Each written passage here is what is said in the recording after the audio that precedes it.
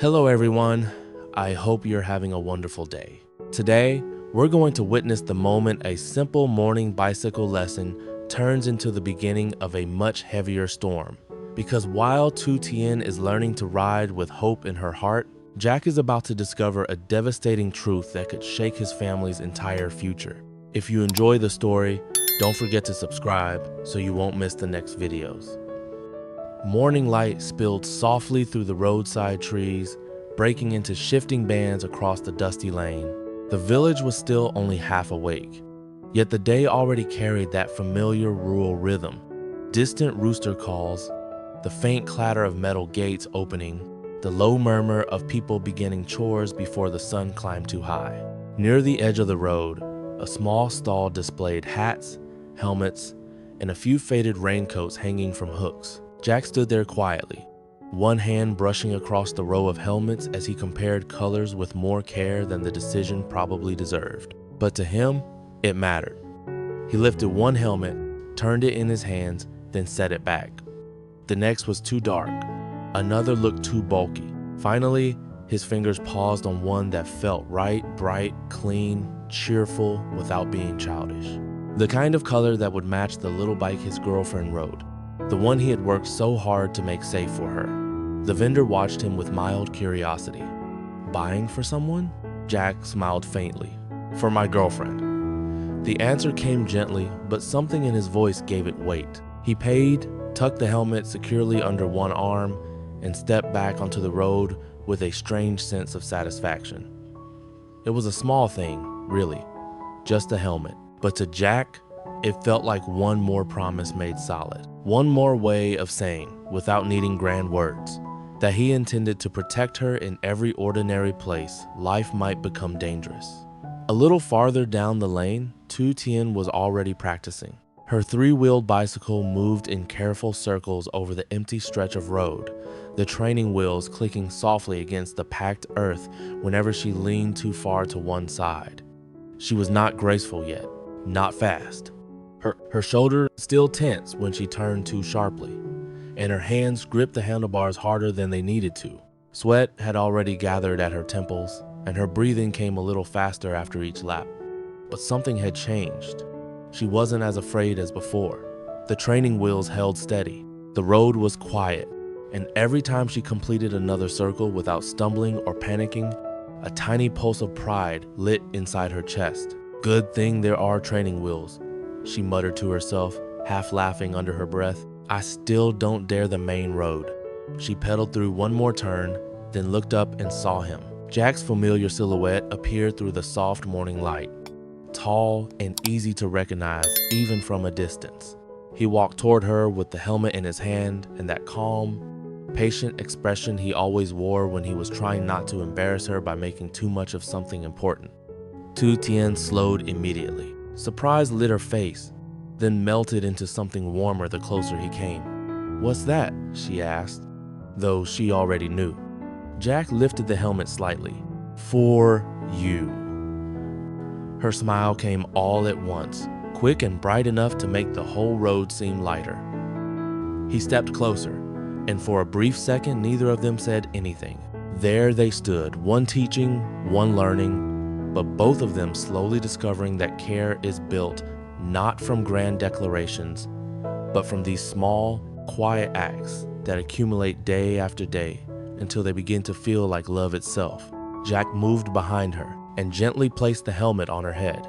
His fingers adjusted it with the same seriousness he used for anything he considered his responsibility. He tightened the strap beneath her chin, then checked it again to make sure it sat securely. You have to wear this when you ride out in traffic, he said, and you have to follow the rules. His tone was serious, but the tenderness beneath it was impossible to miss. Tu Tien nodded obediently, though inside she felt something far more complicated than simple agreement. The helmet was more than protection for her head. It felt like protection for her fear, for the part of her still afraid of falling, still uncertain of herself, still learning how to trust that not every step forward had to hurt. Jack handed her a water bottle. Drink first. She took a few grateful sips while he looked out over the road, clearly judging which part of it would be best for practice. Then he pointed toward a wider stretch ahead where the path opened out and the ground ran flatter. "Come on," he said. "Follow me." He mounted his own bicycle and rode ahead, not fast, but steady, giving her something to measure herself against. Tu Tien followed, pushing harder at the pedals, the three-wheeler rolling smoother the more she stopped thinking and simply moved. "A little faster," he called over his shoulder. She hesitated, then obeyed. The bike wobbled slightly, then steadied. Jack turned to check on her and smiled. That's it. She made another loop, then another. Her breathing grew heavier, but the fear inside her loosened with every turn. The clicks of the extra wheels became less like a warning and more like reassurance. When Jack finally stopped and waited for her to catch up, his eyes shone with unmistakable pride. "You're almost there," he said. Tu Tien wiped the sweat from her forehead and laughed softly, half from exhaustion and half from the joy of hearing that from him.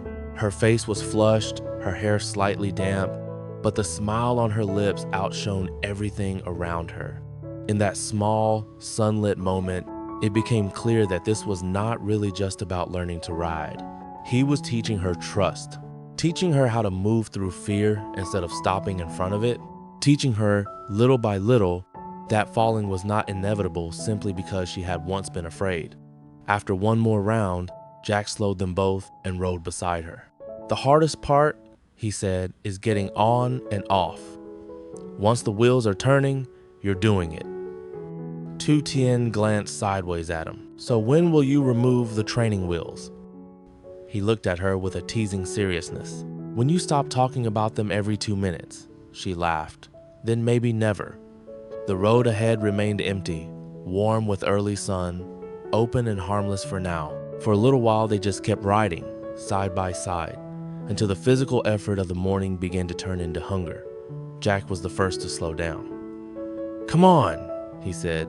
"Let's eat." They rode to the familiar pho stall near the bend in the road, the one shaded by old trees and always smelling of broth, herbs, and lime, long before anyone actually sat down. The owner greeted them with the easy warmth of someone used to seeing ordinary village life pass by in small daily scenes. Jack parked the bikes and helped Tu Tien steady hers before they went in. He ordered 2 bowls of chicken pho, then sat across from her at the small metal table while steam rose in white curls from the bowls. Without thinking too much about it, he squeezed lime into hers first, added herbs, and pushed it gently closer. "Eat," he said. "You worked hard." Tu Tien picked up her chopsticks, and as Jack leaned over his own bowl, the steam clouded his glasses so suddenly that she burst into laughter. He looked up, pretending not to understand. "What?" "You look ridiculous." "That's rude," he said, removing the glasses to wipe them. She smiled into her broth. "You're the one who said I worked hard. You should let me laugh." He shook his head, but he was smiling too. After a few bites, she looked up and said quietly, "Riding in the morning like this makes me feel healthier." Jack nodded at once. "Then we'll do it every morning." The answer came so easily that she looked at him for a second longer than necessary. It wasn't just a plan. It was a promise of continuity, of being there again tomorrow, and the day after that, and however many days it took until fear became something she barely remembered. They ate slowly after that, talking in small, ordinary ways.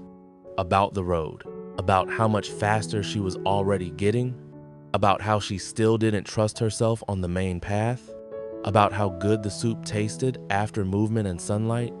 Jack paid before she could protest. When they stepped back out into the brightening day, the sun had climbed higher, and the road home no longer felt like just a road.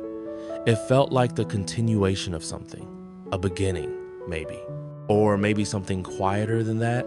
Just the simple truth that love often arrives disguised as routine, one helmet, one lesson, one bowl of pho, one morning at a time. By the time they rode back toward the house, the sun had risen high enough to wash the village in clear gold. The road remained quiet, still free of the heavier traffic that would come later. Tu Tien pedaled more smoothly now, her shoulders less tense, her turns less frightened. The training wheels still clicked softly whenever she leaned too much, but they no longer sounded like proof of weakness. They sounded like support, a bridge between fear and confidence. Jack slowed his bicycle and reached one hand toward her helmet. It shifted a little, he said. They stopped beneath a stretch of shade, and he stepped close to adjust the strap again, tugging it gently until it sat correctly under her chin. The gesture was simple, almost ordinary, but Tu Tien felt the warmth of it more than she expected. Sometimes care didn't arrive in grand speeches. Sometimes it arrived in a tightened buckle, a bottle of water, a bowl of hot pho after effort. "You're treating me like a child," she said, though her tone held more affection than complaint. Jack smiled. "No, I'm treating you like someone I don't want to get hurt." That answer stayed with her all the way home. When they reached the gate, they parked the bicycles in the yard and carried the last of the morning's quiet happiness onto the porch with them. A breeze drifted through the blooming crepe myrtle tree by the fence, its purple flowers bright against the blue sky. Birds moved restlessly through the branches, calling to one another in quick, cheerful bursts. Jack poured water into 2 glasses, and they sat side by side on the porch steps, still a little breathless from the ride. For a while, neither of them spoke. Then Tu Tien turned the glass slowly in her hands and said, "I'm thinking of harvesting pumpkins in Dong Hun." Jack looked at her. "There are a lot ready?" he asked. She nodded. "If I go early, I can pick the good ones first. Then I'll sell them in the market nearby." There was quiet pride in her voice when she said it. Not pride in the dramatic sense, just the steady dignity of someone who had started learning how to depend on herself without shutting out the people who loved her. Jack listened carefully, not interrupting, not correcting, not trying to improve her plan. He respected that. He respected the way she was beginning to stand taller inside her own life. Before he could answer, his phone rang. The sound cut through the peaceful morning more sharply than either of them expected. Jack glanced at the screen. Luan. Something in his face changed the second he saw the name. It wasn't obvious enough for Tu Tien to question it immediately, but it was there, a tightening around the eyes, a sudden quietness. He stood and answered a few steps away, lowering his voice. Tu Tien watched him from the porch. She couldn't hear the words, only fragments of his tone. Short, focused, serious. When he returned, he tried to look ordinary again, but some hidden weight had already settled in his expression. "I need to go meet Luan," he said. She nodded slowly. "About work?" Jack hesitated just enough for her to notice. Something like that. Then, almost too quickly, he added, "Be careful today. If anything happens, call me right away." Tu Tien gave a small smile. "You too. Have a good day at work." The goodbye should have felt routine, but as Jack turned and walked down the path, something in her chest tightened for reasons she couldn't explain. She knew him well enough now to feel when he was carrying something alone. Usually he hid worry by speaking less, by smiling just a little too easily, by leaving before anyone could ask too much. That was what he had done just now. She stood beneath the purple blossoms of the crepe myrtle and watched him disappear down the road until the silence around the house returned. Then she turned back inside. By the time Jack reached the open plot where Luan was waiting, the sun had become harsh. The heat came down flat and merciless over the planned land, over the dry ground, over the broken patches of grass and the iron stakes marking future boundaries. Luan stood near a motorbike with a folder under one arm and an expression Jack did not like the moment he saw it. No greeting, no small talk, just the folder held out in silence. Jack took it and opened it. Inside was the committee document.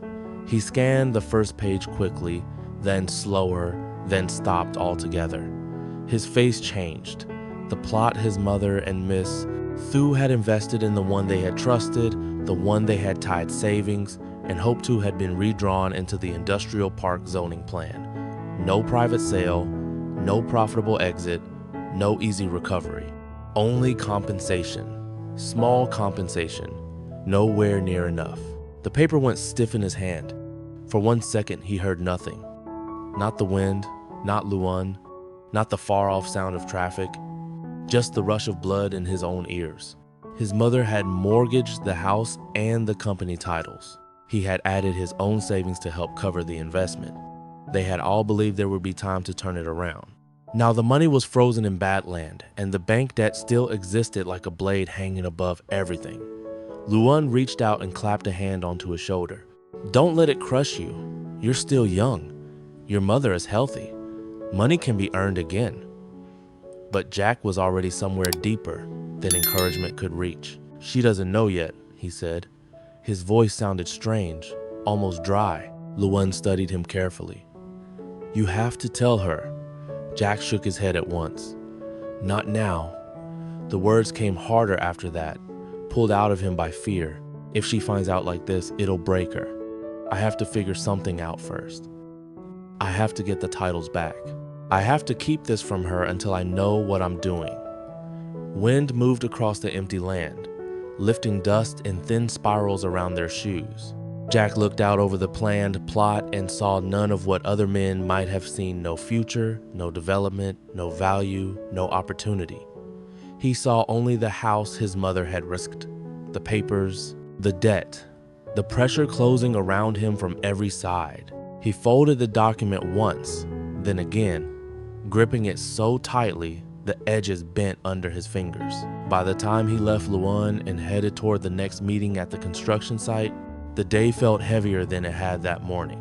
Not because of the sun, because a life can change in silence too. Not only through accidents, but through documents, maps, plans, and decisions made far away by people who never see the faces of those they destroy. Meanwhile, Tu Tien's day moved in the opposite direction. By afternoon, the market was full of its usual sound buyers haggling, vendors calling, baskets shifting, scales clinking. She spread the young pumpkins neatly on a small mat and greeted people with a gentle sincerity that made them stop even when they hadn't meant to.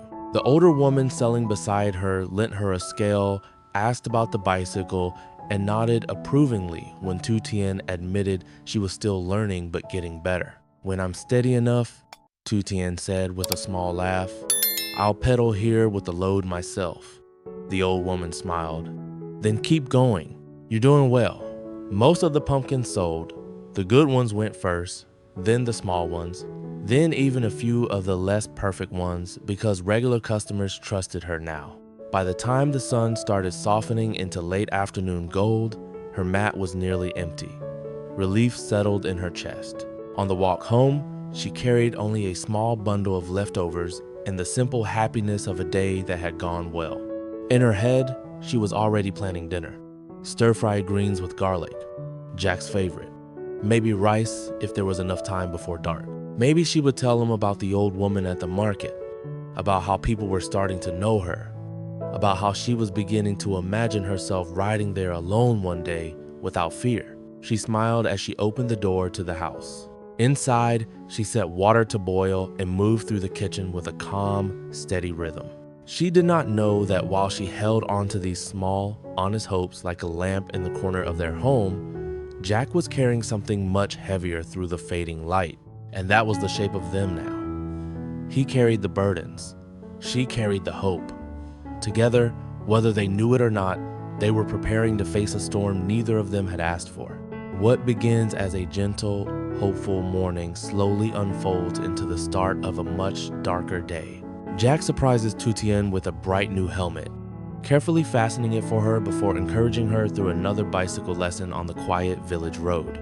With his steady guidance, she pedals with more confidence than ever before, and the two share a simple, joyful breakfast at a familiar fuss stall, filled with small smiles and quiet care.